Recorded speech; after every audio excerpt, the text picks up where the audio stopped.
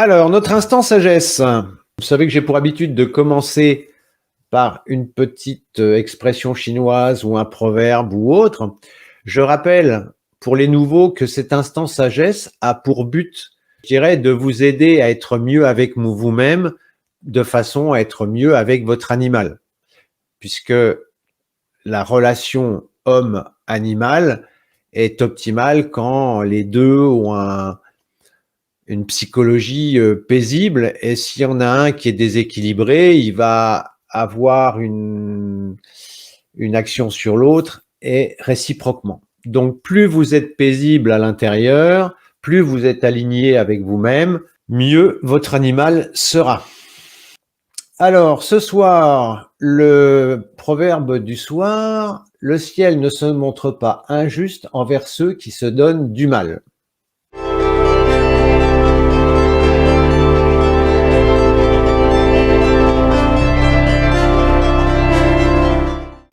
Alors, c'est une expression qui n'a pas pour but de renvoyer à des considérations judéo-chrétiennes où il faut souffrir pour avancer. Ça veut juste dire que il y a quand même un minimum d'efforts à fournir pour être bien avec soi-même. Voilà, ça ne se fait pas tout seul. Si vous attendez d'être zen, paisible et en totale harmonie en vous asseyant et en attendant, ça risque d'être un peu compliqué, quoi. Voilà, donc il y a des efforts à faire, et ce soir, avec ce que je vais vous présenter, qu'on a déjà commencé la dernière fois, il va falloir faire des efforts avec sa tête, si possible, mais pas que. Voilà, des fois, c'est pas forcément simple ni à faire, ni à entendre, puisque j'ai eu des retours par rapport à ce qu'on avait évoqué la semaine dernière au sujet des parents. Alors, les parents, il y a papa, il y a maman, il y a les enfants. Et vous voyez qu'en titre, j'ai mis parents et système de défense. Donc vous, il faut savoir si vous vous positionnez en tant qu'enfant de vos parents ou en tant que parent de vos enfants. Et on avait vu la dernière fois, je vais peut-être raccourcir un petit peu, on avait vu la dernière fois que le père renvoyait à l'estime de soi et la mère renvoyait à la confiance. Alors l'estime de soi, c'est quand je me regarde dans la glace, qu'est-ce que je pense de moi? Ou si je me compare à quelqu'un, qu'est-ce que je vaux? Est-ce que je vaux mieux que lui? Est-ce que je suis moins bien que lui? Vous voyez, on a toujours tendance à se comparer un petit peu. Mais la réponse ultime, c'est quand vous êtes avec vous-même en face de la glace, dire voilà, est-ce que je m'estime ou pas?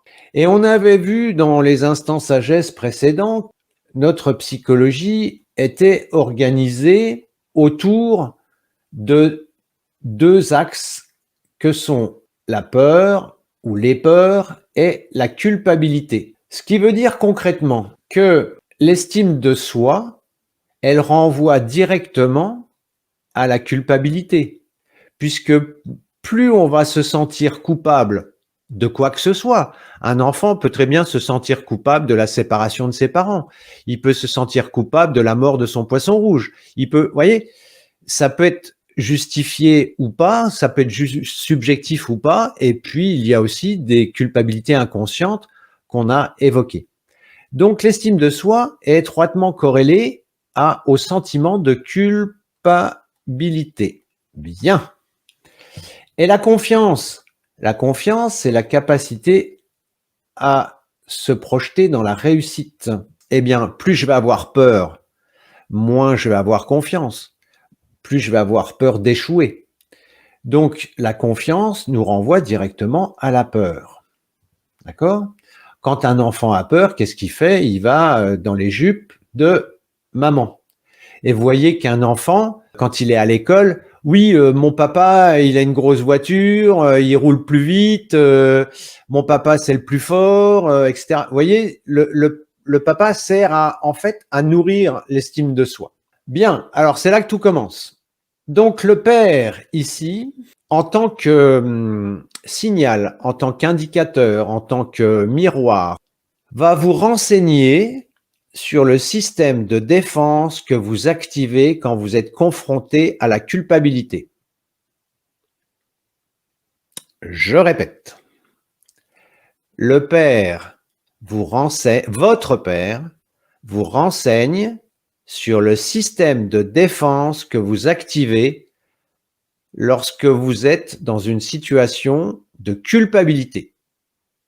Imaginez, vous êtes on vous prend les mains dans le pot de Nutella.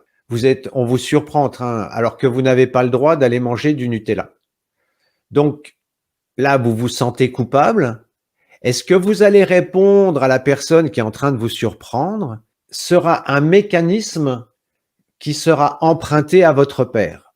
On continue, j'y reviendrai si c'est pas clair. La mère.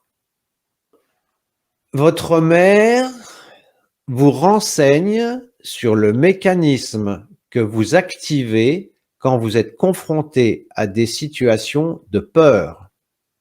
Imaginez que vous allez à la piscine et vous devez apprendre à nager et vous avez peur de l'eau. Eh bien, vous pouvez, par exemple, si votre mère est dans des énergies de type 6, vous allez inventer une maladie. Et, je peux pas aller à la piscine, j'ai trop mal au ventre, etc.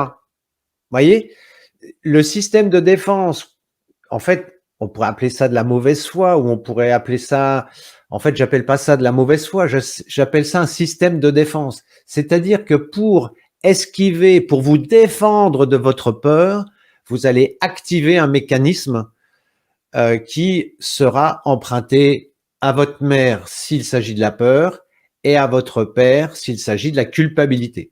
Alors, si vous voulez avoir que ça soit plus fin comme analyse, ou si ça vous parle pas, eh bien, calculez le chemin de vie de vos parents et puis voyez quel type de chemin de vie ont vos parents. Si vous avez envie, vous me les donnez dans le chat et puis je pourrais vous donner des pistes pour illustrer le système de défense qui pourrait être mis en œuvre. Vous voyez, par exemple, le 6 va inventer la maladie, ou le 6, par exemple, s'il s'agit de la culpabilité, va partir un petit peu dans des choses éthérées.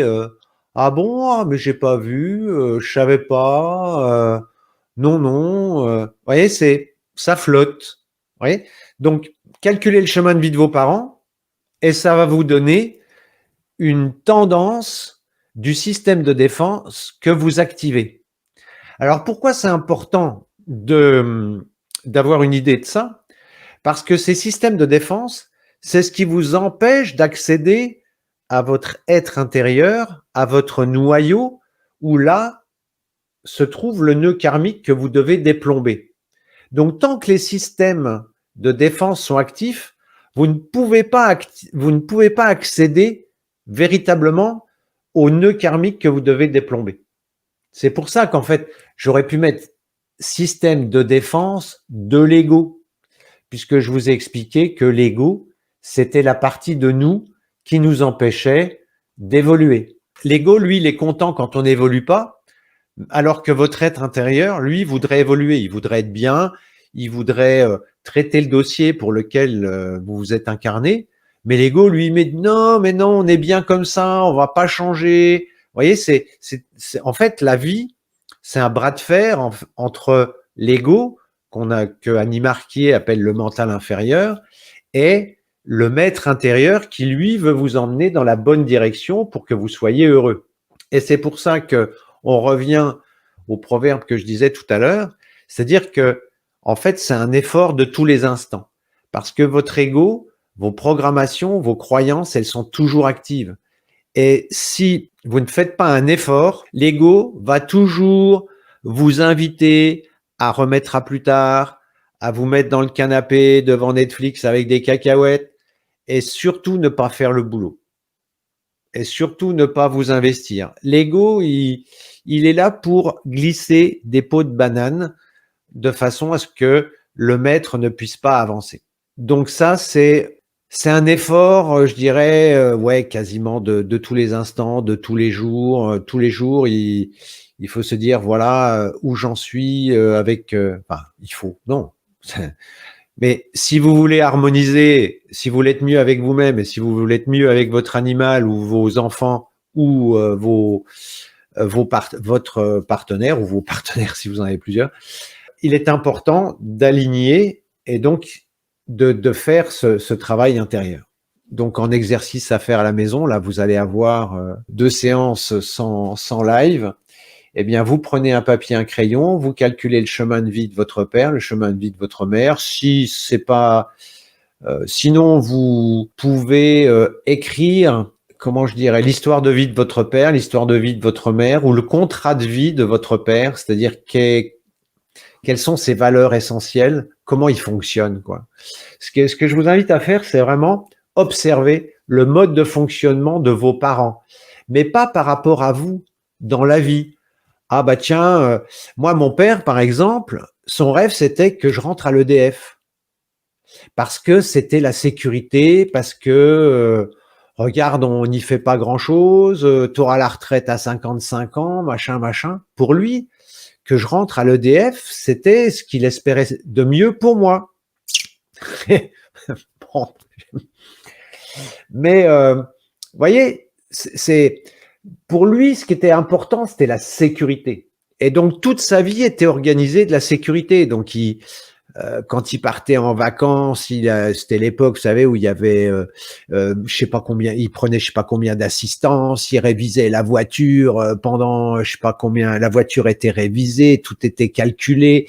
Il n'y avait pas de GPS à l'époque, il faisait son itinéraire. Enfin, vous voyez, c'était réfléchi 2 mois avant pour pas qu'il y ait de bug dans le système. Parce que la personne qui a peur et qui est dans des énergies 4, eh bien, elle a besoin de savoir qu'il y aura que tout est prévu. Elle n'aime pas l'inconnu. Vous voyez? Voilà, donc ce que je vous invite à faire, c'est vraiment essayer de raisonner en factuel, avec des faits. Mon père, il réfléchissait à son itinéraire 2 mois avant qu'on parte en vacances. Il avait, lui, travaillé à l'EDF parce qu'il aimait la sécurité. Il aimait pas l'inconnu. Dès qu'il y avait quelque chose qu'il n'avait pas prévu, c'était la panique totale. Voyez? Voilà, ça c'est du factuel. C'est pas mon père il était gentil avec moi, pas gentil avec moi, machin. Non, ça c'est du subjectif. Par contre, il a fait ci, il a fait ça, il y a eu tel événement, etc. Ça là-dessus on peut s'appuyer parce que on est sur de l'objectif, on n'est pas sur du subjectif. Parce que le piège dans ce genre de recherche, c'est de tout de suite partir dans le subjectif. Et n'oubliez pas la présence de l'ego, c'est-à-dire que l'ego, lui, va toujours s'arranger pour vous tendre des pièges et puis vous dire mais non, c'est pas grave, ou il va vous amener à avoir une vision subjective. Voilà. Donc, prenez un papier, un crayon, c'est mieux d'écrire. Essayez de faire le bilan de la façon dont votre père fonctionne, la façon dont votre mère fonctionne, et voyez s'il y a des similitudes. Et normalement, si vous prenez même une lignée, c'est-à-dire la lignée des hommes ou la lignée des femmes dans votre famille, il doit y avoir des points communs. Il se peut que vous ne les trouviez pas, mais en général, moi en consultation, je les trouve, les points communs. Voilà, bon ben je pense que c'est déjà pas mal perturbant. Alors si vous êtes parent, évidemment, ça va vous questionner par rapport aux enfants. Et puis si vous êtes enfant, ça va vous questionner par rapport à vos parents. Ben voilà, vous avez 3 semaines pour y réfléchir. Et pour finir, merci de mettre un pouce en l'air et de vous abonner, c'est ce qui nous aide le plus à promouvoir la chaîne. Merci et à très bientôt pour une nouvelle vidéo.